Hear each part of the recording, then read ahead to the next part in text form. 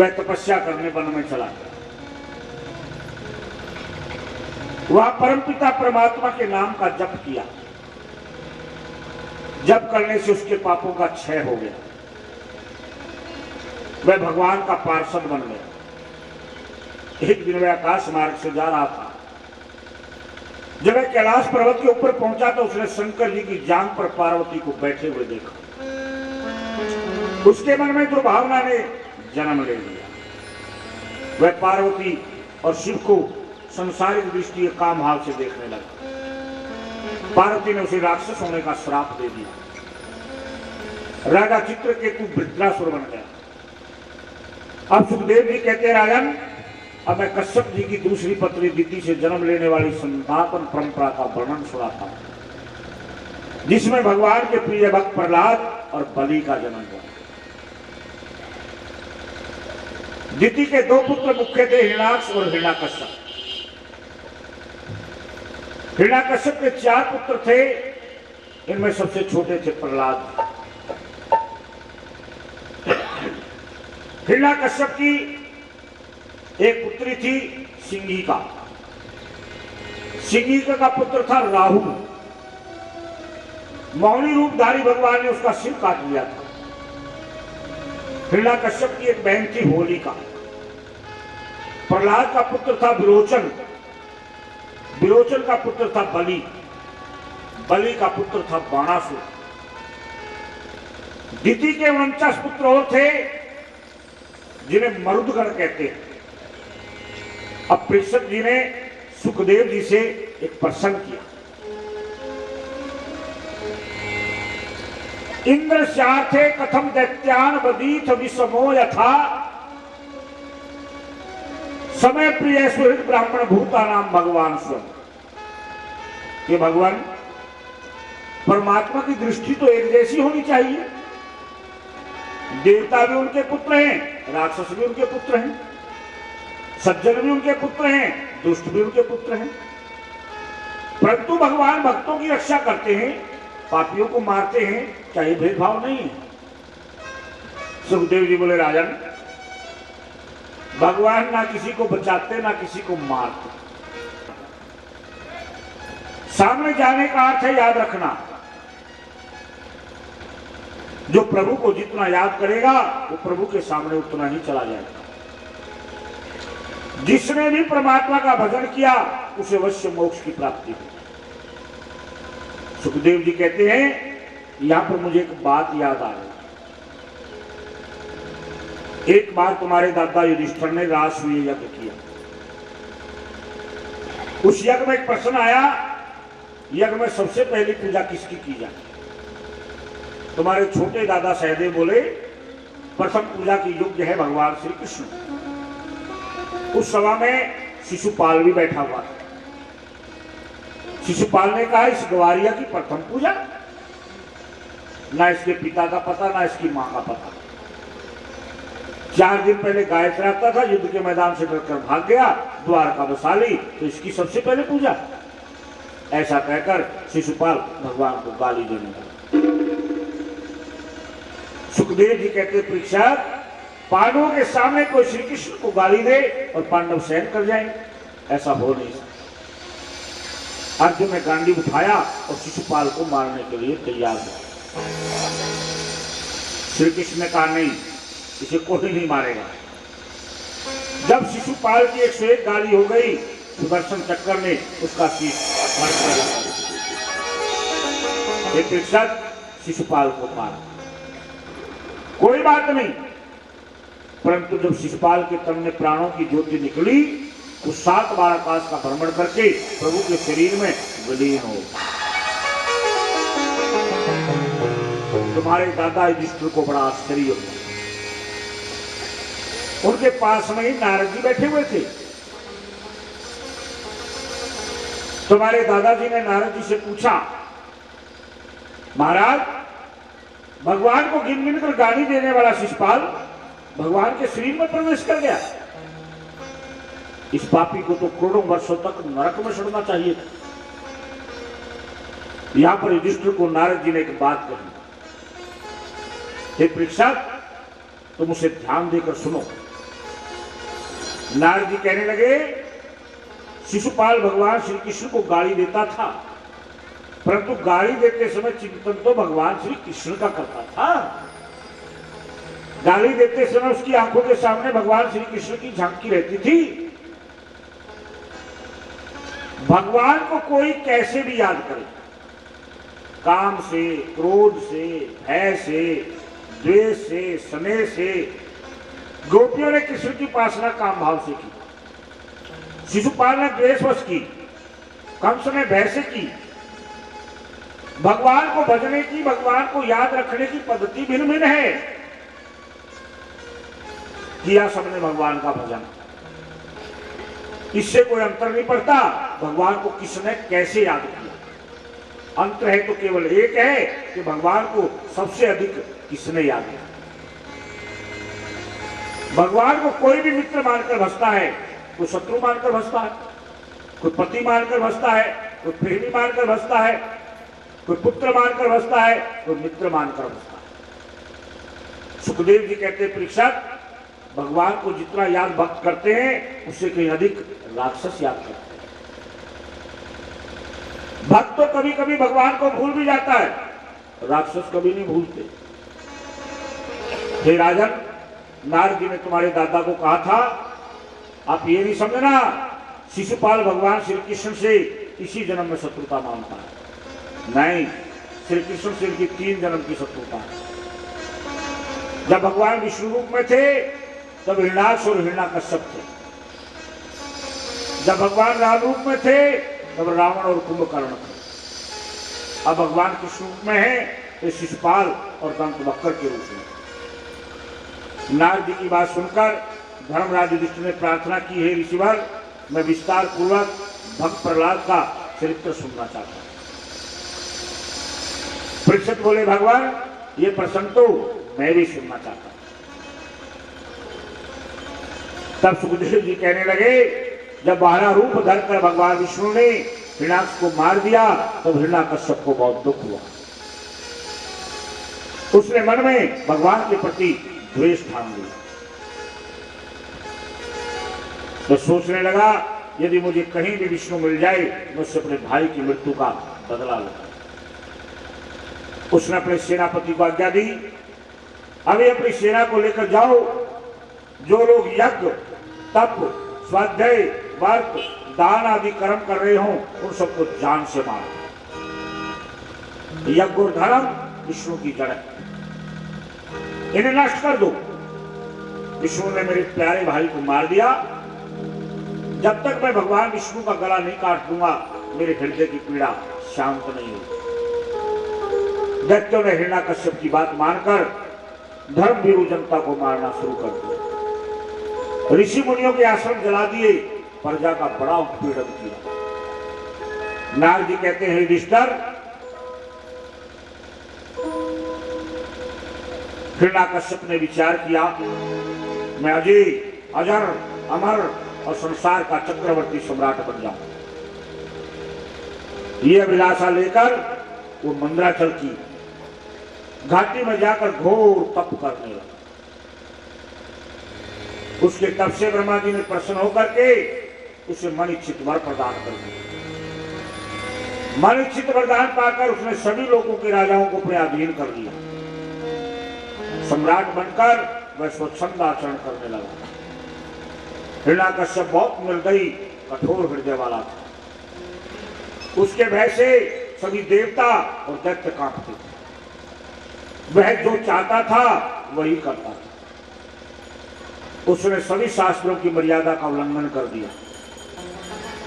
उसके कठोर शासन से समस्त प्रजा व्याकुल होकर त्राही त्राही करने लगी। देवताओं ने निराश होकर भगवान की शरण ग्रहण की। सभी देवता भगवान से प्रार्थना करने लगे, हे प्रभु, संसार को हिरण्याकश्यप के अत्याचारों से मुक्ति दिलाओ, हम आपकी शरण ग्रहण करते हैं। हिरण्याकश्यप के 4 पुत्र थे। सबसे छोटा पुत्र था प्रहलाद। प्रहलाद बड़ा गुणवान, तपस्वी, संतोषी और सत्यवक्ता था।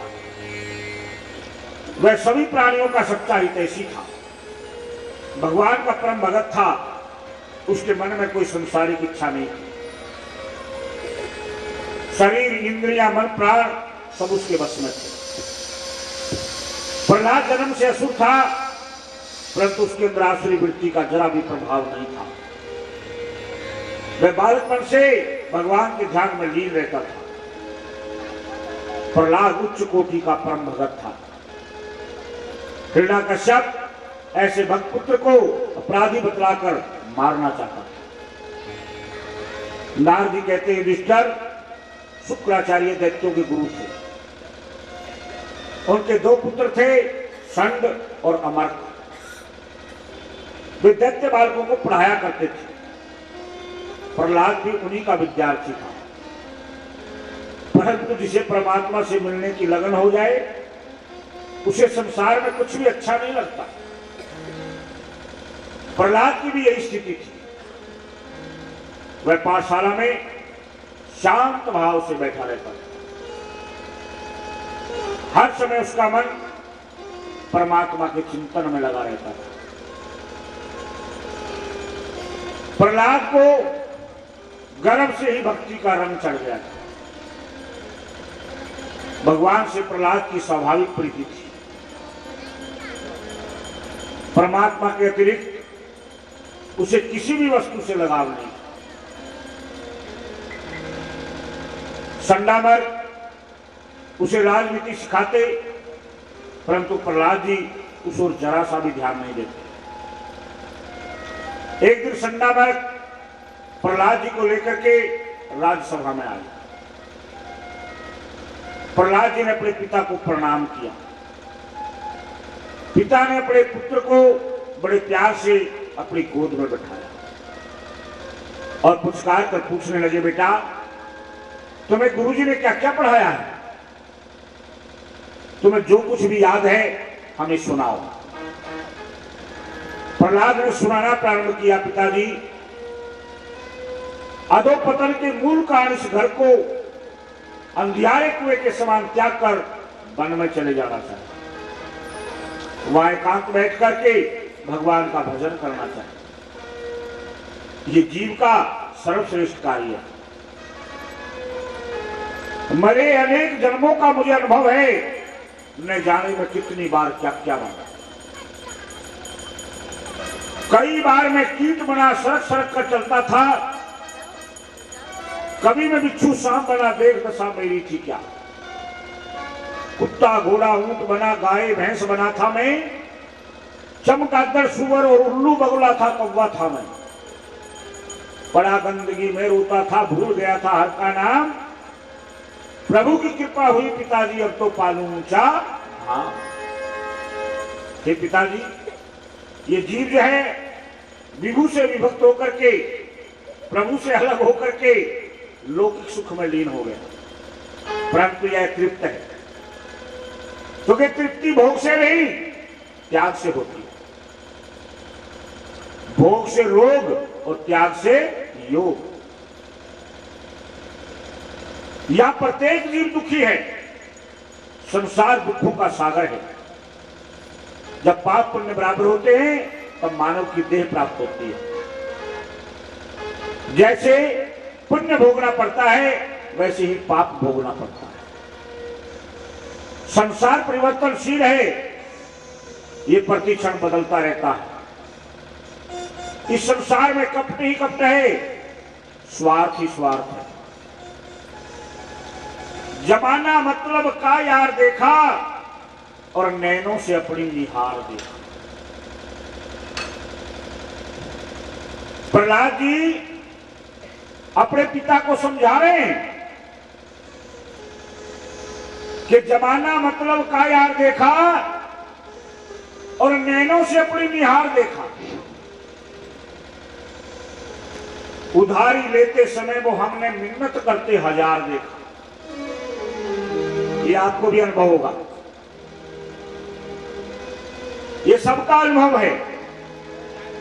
जब किसी को किसी से उधार लेना होता है, हाँ जी बाबू जी जल्दी दे दूंगा उसको 2 दिन में। उधारी लेते समय वो हमने मिन्नत करते हजार देखा, और वायदे पे हमने किया तगाजा तो गली में जुड़ते बाजार देखा और जमाना मतलब का यार देखा, नैनों से अपनी निहार देखा। दूध दुहाते समय दुहैया खाता लातों की मार देखा। दूध दुहाते समय दुहैया सहते लातों की मार देखा और बिना दूध की कोना हमने कभी डालते न्यार देखा और जमाना मतलब का यार देखा, नैनों से अपनी निहार देखा। बुलबुल आ जाती उस गुल पर जिस गुल में गुलजार देखा। बुलबुल आ जाती उस गुल पर जिस गुल में गुलजार देखा और बुलबुल छोड़ चली उस गुल को जब यौवन का उतार देखा। जमाना मतलब का यार देखा, नैनों से अपनी निहार देखा। पुत्र पिता पैसा वाले की सेवा करते हजार देखा।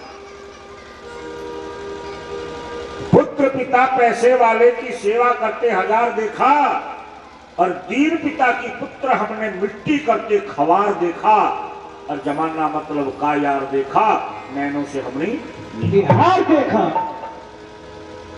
प्रहलाद की सच्ची बात सुनकर हिरण्यकश्यप को क्रोध आग बबूला हो गया। संड और अमरक को कहने लगा, तुमने मेरे बच्चे को क्या पढ़ा दिया? ये मेरे बालक को तुमने क्या उपदेश दे दिया? ये मुझे नारायण का भजन करने को कहता है। आज के बाद यदि इसके मुख से मैंने नारायण का नाम सुन लिया अच्छा नहीं होगा।